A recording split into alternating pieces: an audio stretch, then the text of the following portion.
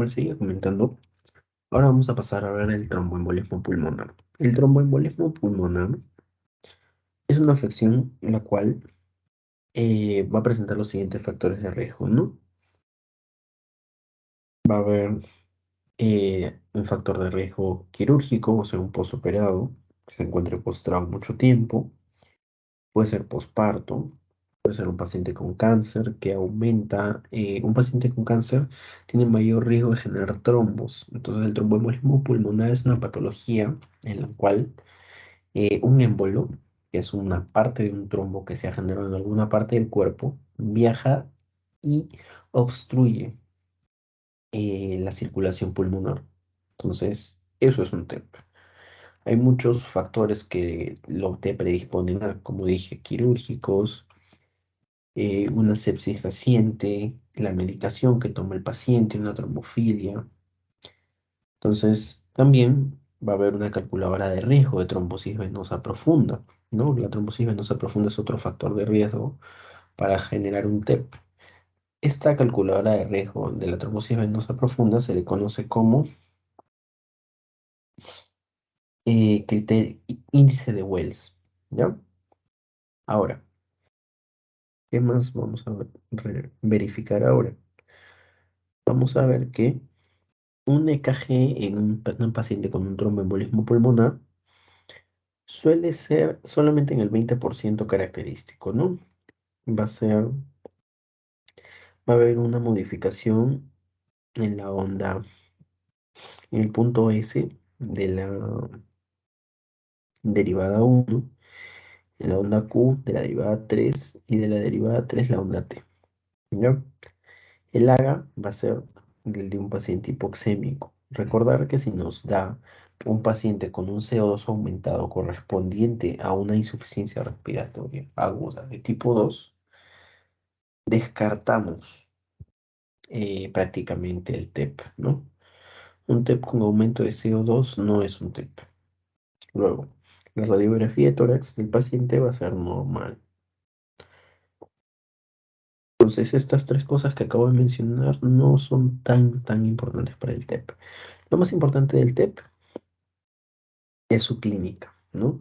¿Qué clínica nos va a dar un paciente así? Es una disnea súbita de repente que empieza a agitarse, empieza a tener dificultad, va a bajar su saturación, va a haber taquipnea, va a respirar más rápido, taquicardia más de 100, pues su corazón está, o sea, como hay una obstrucción a nivel pulmonar, el corazón empieza a trabajar más porque piensa que él, trabajando más, va a suplir esa falta de oxígeno. Va a haber hemoptisis en el 50% de los casos, o sea, tos con sangre, va a haber fiebre y una pierna dolorosa probablemente, ¿no? Que es un signo de TBP. Ahora, ¿qué más vamos a ver? Vamos a ver lo siguiente, los criterios de Wells. Los criterios de Wells son los siguientes. Un paciente con síntomas clínicos de trombosis venosa profunda nos va a dar 3 puntos. Un paciente con una frecuencia cardíaca más de 100 nos da 1,5. Un paciente que haya estado inmovilizado, postrado o haya sido operado dentro de las últimas 4 semanas nos da otro valor de 1,5. Un TEP o un DBP previo nos da 1,5. Tos con sangre o hemoptisis nos da un valor de 1 y malignidad nos da otro puntaje. Lo importante, más que recordar los criterios de Wells, es que te den el puntaje que tiene el paciente. Entonces, si un paciente tiene, según los criterios de Wells, menor a 2 puntos, es un riesgo bajo de ser un TEP. Entonces, lo que vas a hacer ahí es realizar un PERC o valorar el PERC. ¿Qué es el PERC? Son criterios de exclusión para embolismo pulmonar. Cuando tú no sospechas o bajas tus sospechas de un TEP, cuando estamos hablando de un paciente menor a 50 años, con una frecuencia cardíaca menor a 100, una saturación mayor a 94,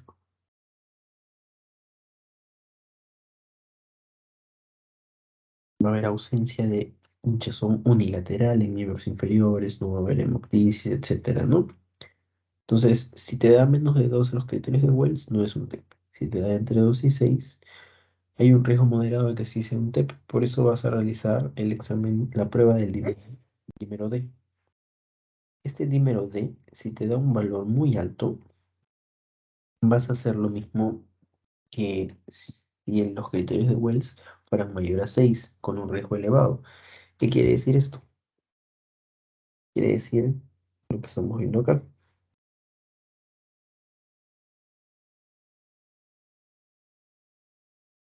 Lo que estamos viendo acá.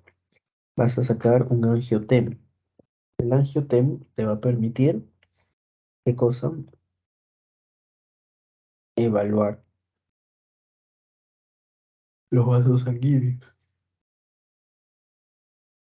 Entonces, vamos a pasar al siguiente esquema. Tú tienes, supongamos, una baja sospecha. ¿Cómo determinas una baja sospecha? Ya vimos que con un criterio de Wells menor a 2, o ya pongámosle entre 2 y 6.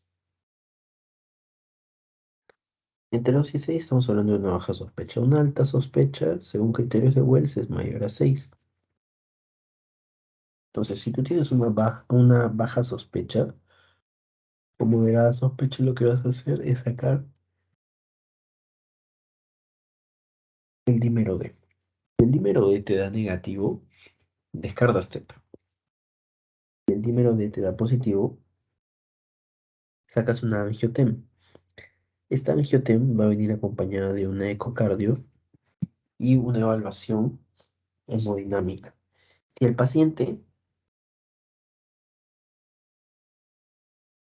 si el paciente en el ecocardio tiene un ecocardio anormal, va a haber un camino, junto con si la evaluación hemodinámica está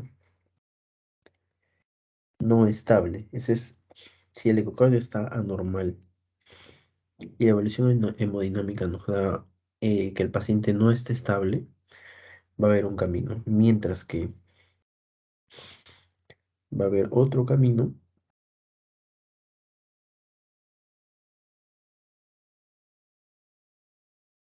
si el ecocardio está normal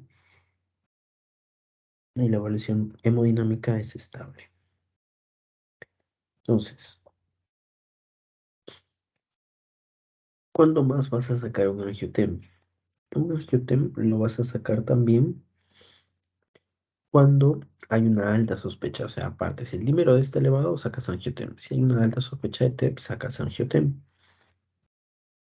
Entonces, eh, ¿cuándo vas a decir que estás ante un TEP de leve a moderado, que es la mayoría? Cuando el paciente está hemodinámicamente estable, el corazón derecho, que es el que vamos a evaluar a la hora de hacer el ecocardio, se va a encontrar normal. Un TEP submasivo es aquel en que igualmente estás hemodinámicamente estable y el corazón derecho se encuentra alterado, ya sea porque se encuentra dilatado un ventrículo o hay un cor pulmonar, ¿no? Cor pulmonar viene a ser el aumento de presión de la arteria pulmonar. Ahora, ¿cuándo vas a decir que es un TEP masivo?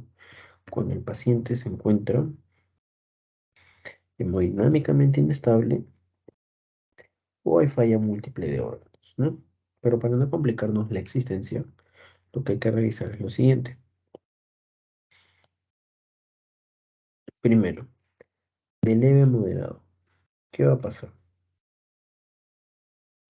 El paciente en leve a moderado se va a encontrar hemodinámicamente estable y con un corazón derecho normal. Entonces, ¿qué va a proceder? Lo que vas a tener que hacer es anticoagular el TEP. Le vas a dar enoxaparina más warfarina. La enoxaparina por 3 días y la warfarina que la continúe. También podrías darle dabigatran o rivaroxaban, pero no es tan importante porque la primera línea es la enoxaparina más la warfarina. Estuviéramos hablando de un TEP submasivo o masivo en donde el paciente está, por ejemplo, en el masivo hemodinámicamente inestable o con falla múltiple, o el masivo, el submasivo en donde el paciente sí está hemodinámicamente estable, pero el corazón derecho se encuentra alterado. Puede haber, como dije, un corazón derecho alterado, perdón, dilatado o en cor pulmonar. Entonces, en caso se encuentre en submasivo o masivo, lo que se va a hacer es una trombólisis. Una vez que está hecha la trombólisis, lo que vas a hacer es, resuelta la emergencia, le vas a dar la terapia, ¿no? Enoxaparina más warfarin. Luego, ya para terminar, vamos a tener a la fiebre reumática. Recuerden, y eso sí es fijo, fijo para su examen, la, le van a preguntar cuál es la válvula favorita de la fiebre reumática. Es la válvula mitral, ¿de acuerdo? La fiebre reumática es una complicación no supurativa de una infección producida por ¿quién? Por el Streptococcus pyogenes o beta hemolítico del grupo A.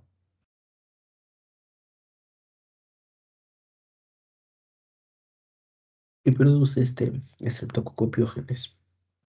Va a producir una faringitis aguda bacteriana.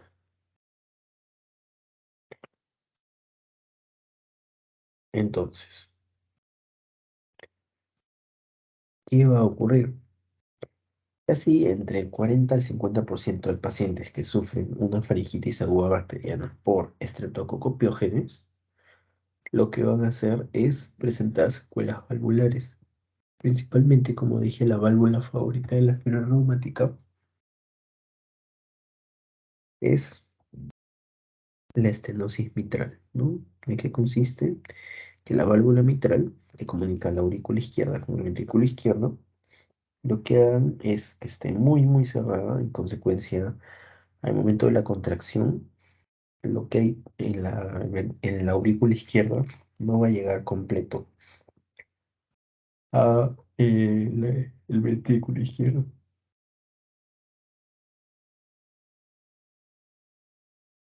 Luego, como dije, la fiebre reumática va a traer, es producida por el estreptococo beta hemolítico del grupo A, también, conocido también como estreptococo piógenes. ¿Qué enfermedad genera la faringoamigdalitis estreptocócica? Que nos va a producir lo siguiente. Nos va a producir los criterios de Jones. Estos criterios de Jones son, como sus siglas dicen, cáncer. Cáncer de carditis, que es el criterio más grave, que más afecta. Artritis, que es el criterio más frecuente en fiebre reumática.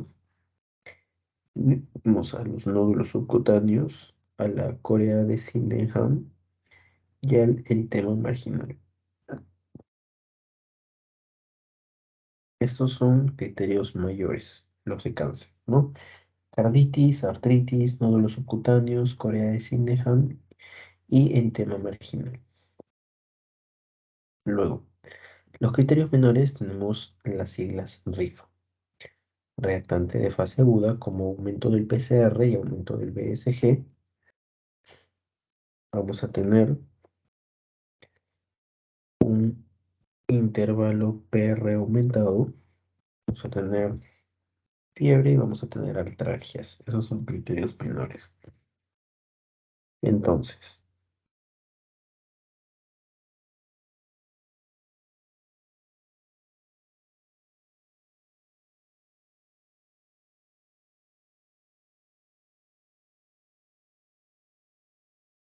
que nos va a dar un diagnóstico de fiebre reumática. Un diagnóstico de fiebre reumática nos lo va a dar eh, un antecedente de infección faríngea por estreptococo beta hemolítico del grupo A, más dos criterios mayores, como dice acá, dos criterios mayores o un criterio mayor más dos criterios menores. Eso nos va a dar el diagnóstico de fiebre reumática, principalmente el antecedente, ¿no? De faringitis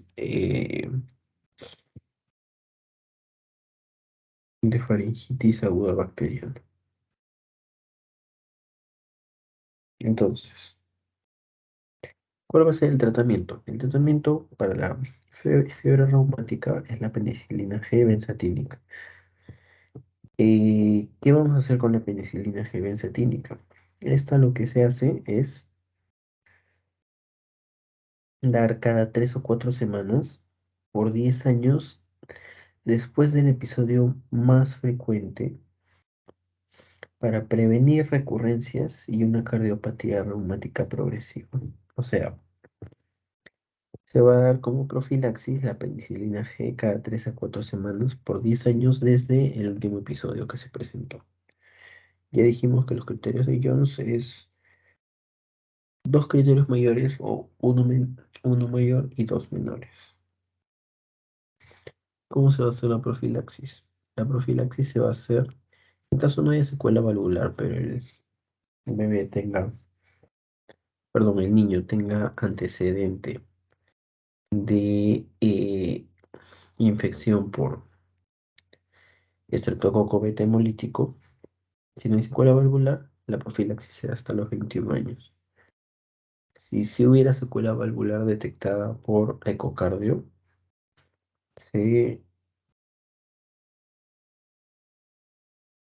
va a continuar la profilaxis hasta los 40 años o de manera indefinida. Y eso sería todo, chicos. Cualquier duda me la hacen saber, por favor.